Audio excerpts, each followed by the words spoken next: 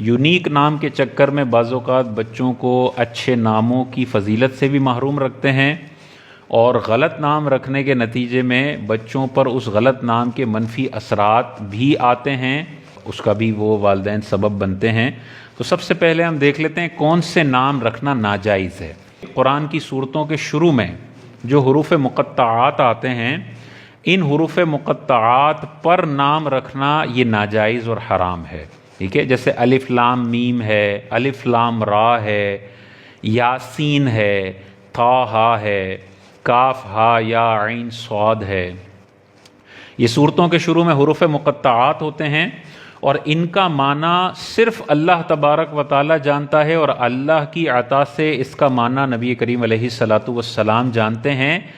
عوام کو اور علماء کو ان کے معنی پر آگاہی نہیں دی گئی ہے، تو ہمیں ان کا کیا معنی ہے وہ نہیں پتہ۔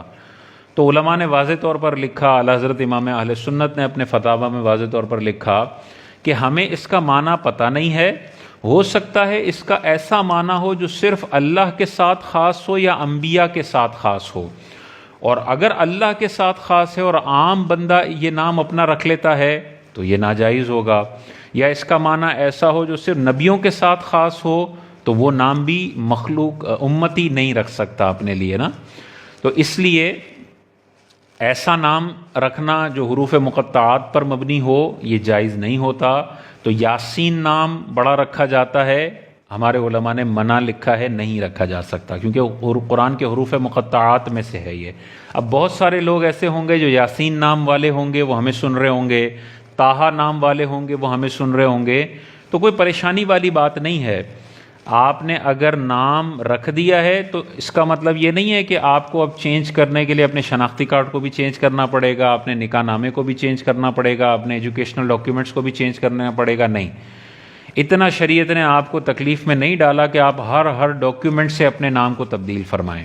بس آپ اپنے ارد گرد میں مشہور کر دیں کہ بھائی یاسین نام ناجائز لکھا ہے علماء نے، تو آج سے میرا نام غلام یاسین ہوگا، اور طٰہٰ نام ناجائز ہے، آج سے میرا نام غلام طٰہٰ ہوگا۔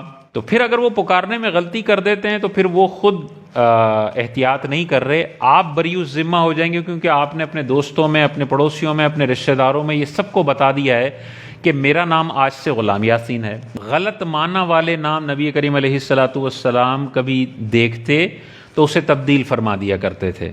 جیسے آسیہ نام ایک عورت کا تھا، نبی کریم علیہ الصلاۃ والسلام نے اس کا نام تبدیل کر کے جمیلہ رکھ دیا تھا۔ آسیہ کا معنی ہوتا ہے گناہ گار، گناہ کرنے والی عورت، تو یہ نام مناسب نہیں ہے، غلط معنی والا ہے، تو اس کو تبدیل کر کے جمیلہ رکھ دیا۔ اسی طرح ایک خاتون کا نام تھا برہ، حضرت زینب کا نام تھا برہ۔ برہ کا معنی ہوتا ہے نیکوکار، تو نبی کریم علیہ السلام نے ارشاد فرمایا اپنے آپ کو نیکوکار مت کہو، برہ نام نہ رکھو، برہ کو تبدیل کر کے زینب رکھ دیا نبی کریم علیہ السلام نے۔ اسی طرح ایک شخص کا نام تھا اسرم، اسرم کا معنی ہوتا ہے کٹا ہوا، ٹوٹا ہوا۔ نبی کریم علیہ السلام نے اس معنی کو، اس نام کو تبدیل فرما کر رکھا زرعا، کھیتی، بہترین نام رکھا۔ ایک بندے کا نام تھا حزن، حزن کہتے ہیں غم کو، پریشانی کو، نبی کریم علیہ السلام نے اس نام کو تبدیل فرما کر رکھا سہل، سہل مطلب کہتے ہیں آسانی کو، نرمی کو۔ تو ایسا نام جس کے معنی برے ہوں، علماء سے معلوم کر لیں، اگر معنی برے ہیں تو ان ناموں کو بھی تبدیل کر دیں۔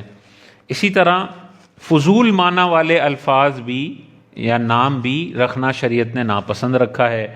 جیسے لاریب نام رکھ دیتے ہیں، لاریب کا معنی ہے کوئی شک نہیں، نو ڈاؤٹ، نو ڈاؤٹ کو انگلش میں کہتے ہیں لاریب۔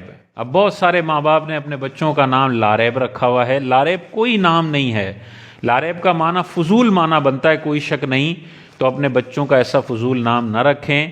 اب رکھ دیا ہے تو ڈاکیومنٹس میں تبدیل نہ کریں، لیکن بولنے کے لیے آپ اس کا نام لاریب سے تبدیل کر کے عبداللہ رکھ لیں، عبد الرحمن رکھ لیں، بلال رکھ لیں، ابو بکر رکھ لیں، عمر رکھ لیں، علی رکھ لیں، کیونکہ نبی کریم علیہ الصلاۃ والسلام نے ارشاد فرمایا قیامت کے دن تمہیں تمہارے ناموں سے اور تمہارے والد کے ناموں سے پکارا جائے گا، تو اپنے بچوں کے اچھے نام رکھو۔ تو صحابہ کے ناموں پہ نام رکھیں، صحابیات کے ناموں پہ نام رکھیں، اولیاء اللہ کے ناموں پہ نام رکھیں، انبیاء کے ناموں پہ نام رکھیں، تاکہ میدان محشر میں آپ کے بچے کو غلط نام کی وجہ سے کسی قسم کی شرمندگی کا سامنا نہ ہو۔ اچھا نام ہوگا تو شخصیت پر بھی اچھے اثرات مرتب ہوں گے۔ علی نام ہوگا تو فوراً علی کی طرف ذہن جائے گا، حضرت علی کی سیرت اپنانے کا دل کرے گا۔ عمر نام ہوگا، ابو بکر نام ہوگا تو ان کی سیرت فوراً ذہن میں آئے گی۔ اور اگر کسی فلم اسٹار کی پسند کی وجہ سے کہ مجھے فلاں فلم اسٹار بڑا پسند ہے، اس کی پسندیدگی کی وجہ سے بچے کا نام شاہ رخ خان رکھ دیا، تو اب جب بچہ بڑا ہوگا تو یہ پوچھے گا نا کہ ابا نے میرا نام شاہ رخ خان کیوں رکھا، تو بتایا جائے گا شاہ رخ خان بالی ووڈ کے سپر اسٹار کو ابا جی بڑا پسند کرتے تھے، اس کے نام پہ تیرا نام شاہ رخ خان رکھ دیا۔ تو عمر نام رکھتے تو عمر کی شخصیت کا کچھ اثر اس کی ذات میں آتا۔ ایک میراثی کا نام بچے کو دے دیا تو بچہ پھر میراثی ہی بنے گا، بچہ بے حیائی پھیلانے والا ہی بنے گا، بچہ اپنے گھر میں بت پرستی کرنے والے کو دیکھنے والا بنے گا۔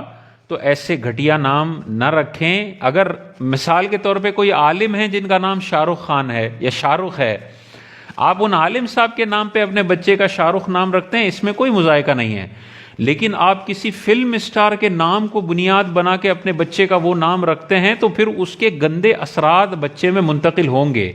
بچہ اس فلم اسٹار کو اپنا رول ماڈل بنائے گا اور آئیڈیلائز کرے گا، اور آئیڈیلائز کرے گا تو اس کی عادتیں بھی اپنانے کی کوشش کرے گا، اور اس طرح پھر تباہی اور بربادی بچے کا مقدر بنے گی۔ تو اس طرح کے فاسقوں اور فاجروں کا نام بھی اپنے بچوں کو نہ دیں۔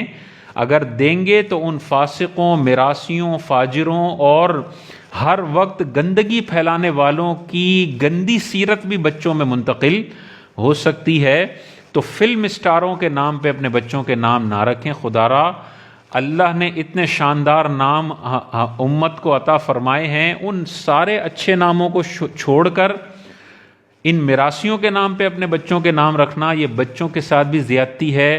آخرت میں یہ بچہ ماں باپ سے سوال کرے گا کہ آپ نے میرا نام ایسا گھٹیا رکھا کہ جس نام کو سن کے فوراً ڈانس ذہن میں آتا ہے، جس نام کو سن کے فوراً گندگی ذہن میں آتی ہے، وہ نام میرا رکھ دیا۔ آپ میرا نام ابراہیم رکھتے، اولو العزم نبی ہیں، آپ میرا نام محمد رکھتے، اتنا پیارا نام ہے، آپ میرا نام ابو بکر، عمر، علی، عثمان رکھتے تو ان کی شخصیت کا اثر آتا اور لوگ پسند کرتے۔ اللہ کے نزدیک سب سے زیادہ پسندیدہ نام کون سا ہے؟ حضور علیہ السلام نے ارشاد فرمایا اللہ کے ہاں تمہارے ناموں میں سے سب سے پسندیدہ نام عبداللہ ہے اور عبد الرحمن ہے۔ تو اپنے بچوں کا نام عبداللہ رکھیں، عبد الرحمن رکھیں، لیکن ظاہر ہے سب لوگ عبداللہ نام تو نہیں رکھ سکتے، سب لوگ عبد الرحمن تو نہیں رکھ سکتے، تو پھر دیگر صحابہ کے ناموں پر بھی نام رکھیں، انبیاء کے ناموں پر بھی نام رکھیں۔ بچوں کا نام محمد رکھیں اور پکارنے کے لیے ان کا نام کوئی اور رکھیں، تاکہ محمد نام کے جو فضائل بیان ہوئے حدیث میں کہ جس کا نام محمد ہوگا میں اس کی شفاعت کرواؤں گا، اور بھی بہت سارے محمد نام کے فضائل ہیں، وہ بھی آپ کے بچے کو حاصل ہوں۔ اور سبھی اپنے بچوں کا نام محمد رکھ لیں گے تو کیسے فرق ہوگا؟ اس کے لیے پکارنے کے لیے الگ نام رکھ لیں، محمد ابو بکر، تو محمد نام کی فضیلت بھی بچوں کو مل جائے گی، اور پکارنے کے لیے آپ نے ابو بکر رکھ دیا تو ابو بکر نام کی بھی فضیلتیں بچے کو حاصل ہو جائیں گی۔